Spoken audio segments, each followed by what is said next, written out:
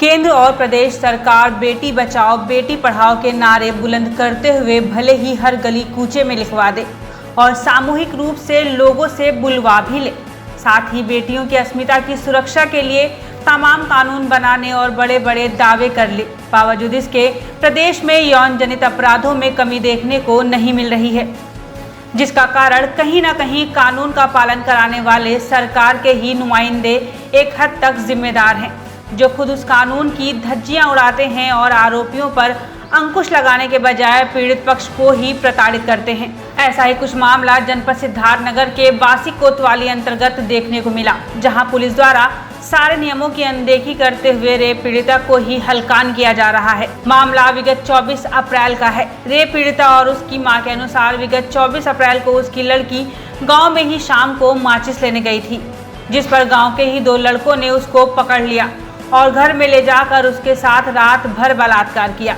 सुबह बेहोशी की हालत में आरोपी के ही दरवाजे पर पीड़िता पड़ी मिली, जिस पर उसकी मां ने, जो कि बेवा है और अनुसूचित जाति की निहायत ही गरीब है, ने किसी तरह लड़की को उठाकर प्राथमिक स्वास्थ्य केंद्र बासी लाई, जहां प्रथम उपचार के बाद पीड़िता को होश आया। तदुपरांत लड़की की मां ने संबंधित थाना कोतवाली बासी में तहरीर देकर शिकायत दर्ज की और उम्मीद लगाई कि शायद उसके साथ न्याय हो सके, पर जैसे हर काल में गरीब की आवाज़ नक्काल खाने में तूती बनकर रह जाती है, वैसे यहाँ भी हुआ और पुलिस ने सामूहिक बलात्कार को दूसरी तरफ मोड़ते हुए लीपापोती कर दिया। हद तो तब हो गई जब इतने संगीन अपराध के पुलिस ने पीड़िता का डॉक्टरी मुआयना कराने के बजाय उसके नाम उसका खून जांच करवा लिया।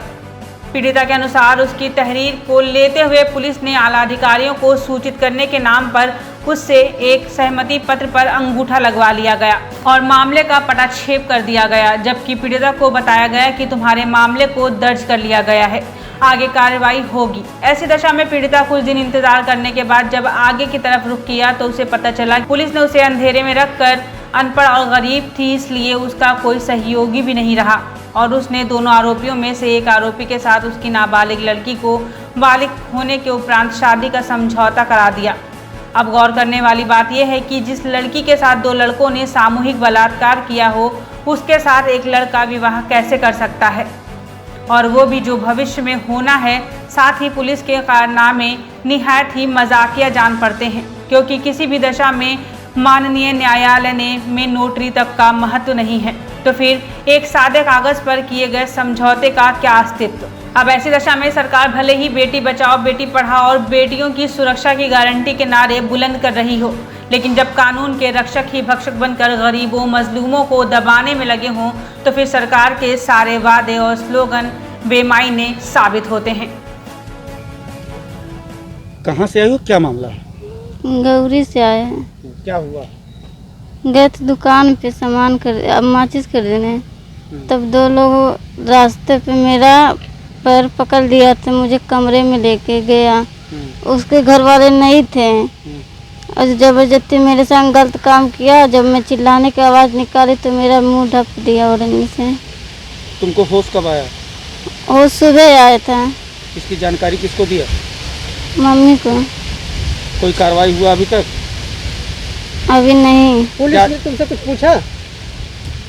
नहीं, अभी पुलिस ने, जब तुम्हारी मम्मी ने रिपोर्ट दर्ज करवाई तुम्हारे थाने में बासी में, तो पुलिस ने कुछ पूछा था तुम्हारे संग क्या क्या हुआ था, तो मैंने बताया था। अच्छा, कोई कार्रवाई हुई? अभी कोई नहीं। कौन लड़के थे वो? मेरे गांव के खिलाड़ी था और परवीन था।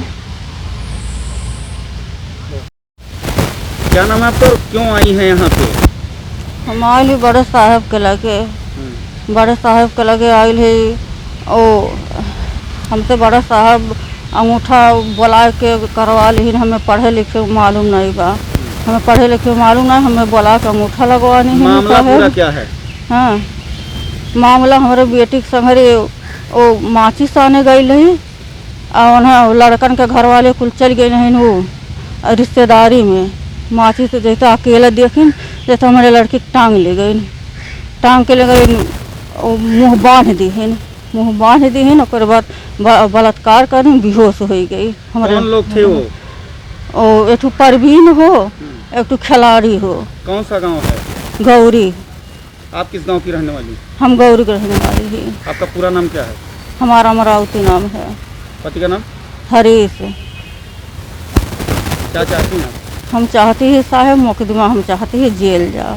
तो पुलिस में आपने बताया मामले को? पुलिस कुछ नहीं पता इन मामला। जब तुम्हारे लड़की के साथ रेप हुआ तो तुमने पुलिस को बताया?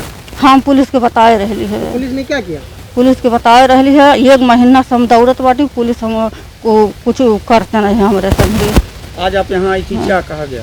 आज यहाँ आईली है, कहा थी 1 महीना से हमसे दौड़ा रहा है पुलिस, हमार कार्रवाई नहीं होत बा। क्या कहे पुलिस ने, क्या कहा यहाँ पे तुमसे? किससे मिली हो, किसी से मिली हो? बड़े साहब से मिली। बड़े साहब ने क्या कहा? बड़े साहब कहत बाटे कि तुम्हारा वो हो गया है, समझौता हो गया है। कैसा समझौता? समझौता हो गया, अभी नहीं कहने कैसे समझौता। वहाँ थाने फोन लगाए हैं बड़े साहब के लगे, कहा था समझौता हो गया है, इनका रिजल्ट करो। अच्छा, हाँ। तो तुम्हारी लड़की के साथ कई लोग रेप किए? दो लोग। 2 लोग? हाँ। तो तुमको कैसे पता चला कि ये लोग रेप किए? लड़की हाँ। ने बताया? कैसे पता चला? लड़की होश भइल ही तब बताई ही।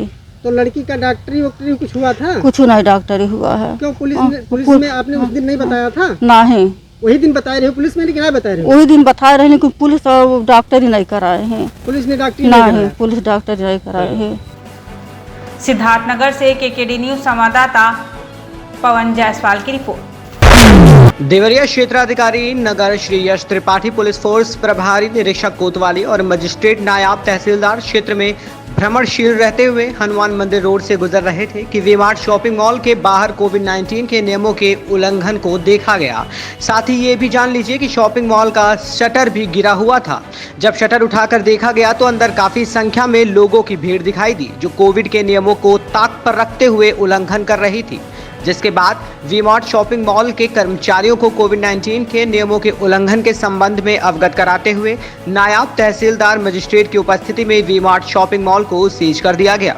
वी-मार्ट के कर्मचारियों के विरुद्ध कोविड-19 नियमों के उल्लंघन के संबंध में थाना कोतवाली पर अभियोग पंजीकृत करते हुए नियमानुसार विधिक कार्रवाई भी की जा रही है। देवरिया शहर के हनुमान मंदिर रोड पर वी-मार्ट नाम का एक मॉल है और बाहर से इसका दरवाज़ा बंद था और पीछे के गेट से खोलकर ये जो आंशिक कर्फ्यू चल रहा है, जो प्रतिबंधित समय है, उस अवधि में पीछे से दुकान के अंदर भारी संख्या में ग्राहकों को एकत्रित करके माल बेचा जा रहा था।